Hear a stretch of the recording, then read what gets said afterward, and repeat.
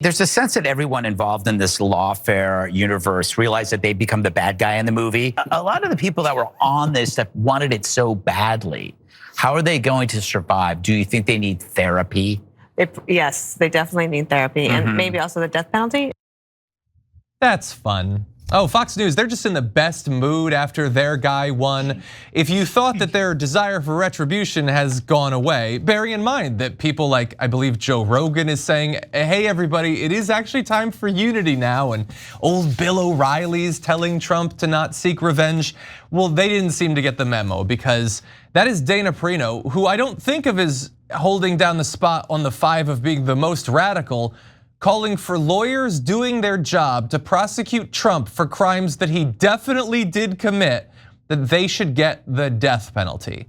And there's been a lot of talk about these prosecutors recently. The potential next AG is saying that Tish James might have her, in his words, fat ass thrown in prison, and he could be soon the top lawyer in America, which I guess is better than being murdered by the state for being a lawyer.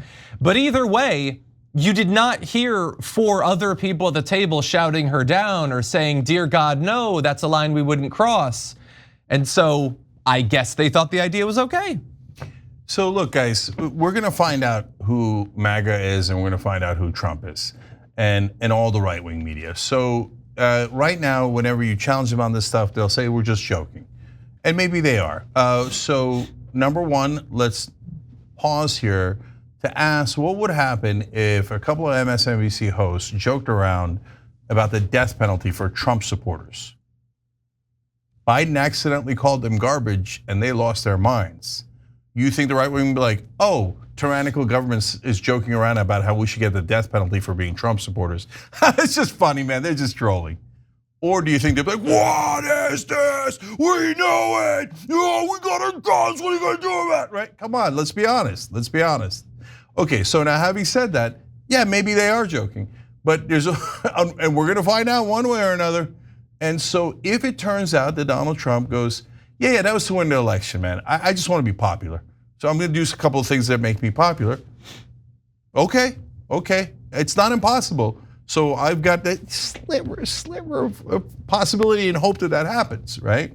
Or they could prove us right and they can go full fascist, and then they'll deny it and they'll do all this stuff, but proof's in the pudding, right? So if the guy that they're considering for Attorney General that we talked about yesterday actually carries out what he said about Mehdi Hassan and goes to arrest him, denaturalize him, and deport him, well, then they weren't joking, and it turns out they were fascists. But I can't control that, you can't control that, only Trump and MAGA can. By the way, one piece of good data point today is that Bannon's a little pissed that Susie Wiles became the chief of staff for Trump.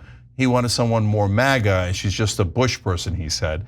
And yesterday, Anna and I said, hey, Susie Wiles, that's actually a relatively moderate choice. We're kind of happy that of all the different terrible people he could have picked, he picked Susie Wiles. So that's Trump going in a slightly right direction. At the end of the day, though, whether it's Dana Perino, Greg Gutfeld, whoever it might be, whether they're joking or not joking, they're not going to make the decision. Trump is. And when Trump makes a decision, by the way, then right-wing media and MAGA will be put to a test. So did you guys actually like freedom, or were you lying the whole time?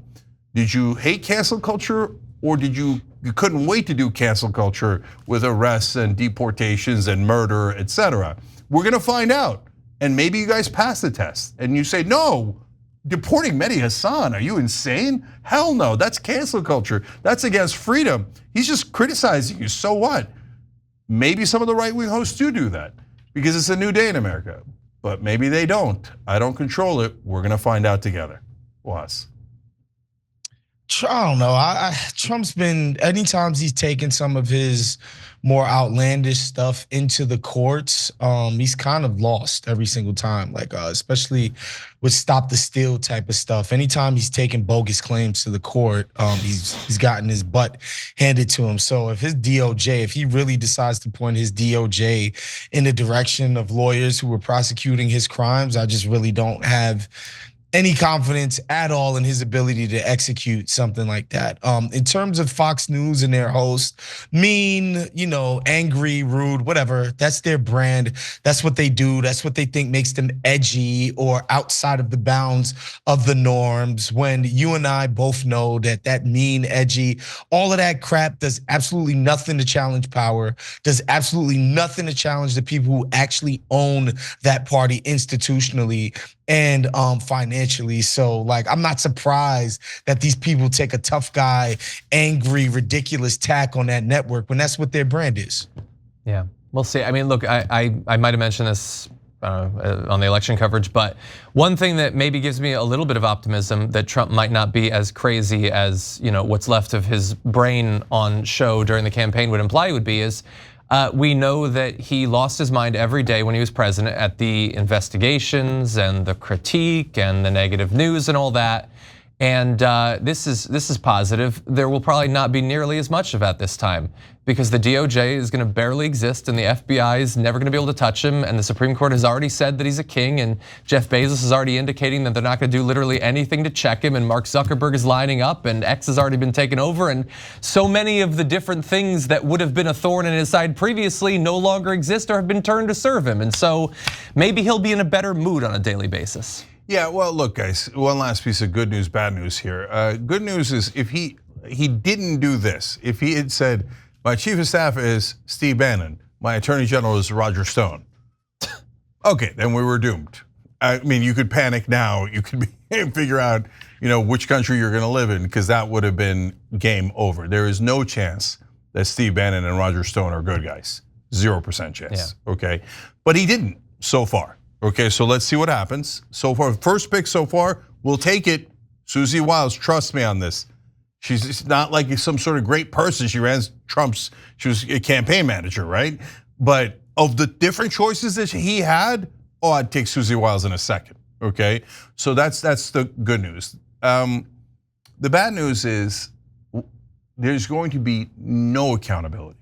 So we just have to hope and pray that Trump doesn't do something monstrous. What are they going to do, impeach him? What are they going to do, arrest him? There's no checks left at all. There's no brakes in the car. So we're all along for the ride. Cross your fingers, because that's where we are. Yeah, the only thing I would say is right that theoretically judges on some of this, which is why I think if Biden does anything between now and the inauguration, it's get as many judges on the bench as possible. He's done a pretty good job through his term. It's like 200 judges, give or take. If they can put 20, 30 more, that's at least something. And look, one last thing about that. You guys are right about the judges, and maybe they stop some stuff. But when things start to go bad, all of a sudden all the checks and balances are gone overnight. So we'll see how that goes. But they haven't gone that way. That's part of my point. Hold on, let's find out what happens. Because if you remember, Trump said lock her up during the campaign in 2016. Then he got in and said, nah, I'm gonna let Hillary go. I'm not gonna do anything about it. So it's not impossible. So let's wait and see what actually happens. Thanks for watching The Young Turks. Really appreciate it. Another way to show support is through YouTube memberships. You'll get to interact with us more. There's live chat emojis, badges. You've got emojis of me, Anna, John, JR. So those are super fun. But you also get playback of our exclusive member-only shows and specials right after they air. So all of that, all you gotta do is click that join button right underneath the video. Thank you.